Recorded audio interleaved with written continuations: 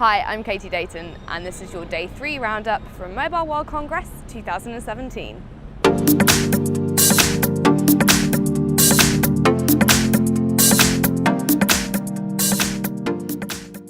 International conference favourite Sir Martin Sorrell rounded off today's programme with a talk at the 4 Years From Now arm of the event.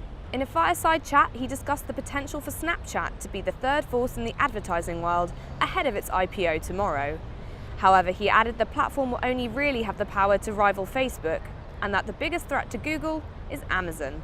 One of the more glamorous of last night's events was the launch of the Robocar, the world's first electric driverless car from new AI platform Robocar. We sent our entertainment correspondent John McCarthy down to the Museum of Contemporary Arts to check it out. Here at Mobile World Congress, we were almost exhausted hearing about 5G, Internet of Things and autonomous technology, until Roborace unveiled the world's first electronic-powered driverless race car.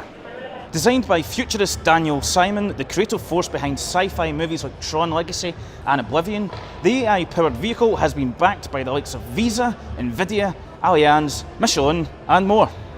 And here it is. It's going to be a bit cramped, but it's how the drum are getting home tonight.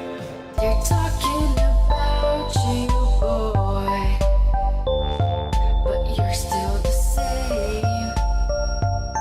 Vice Media today revealed a new commitment to mobile content, announcing 8 new partnership deals in the telecoms world.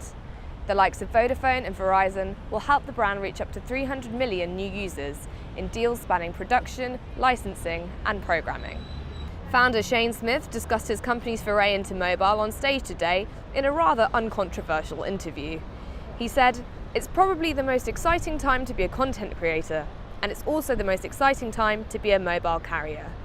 Another publisher at MWC is AOL, which has buddied up with parent company Verizon at the conference. We caught up with Chief Marketing Officer Ali Klein and asked her what we can really expect from her brand this year.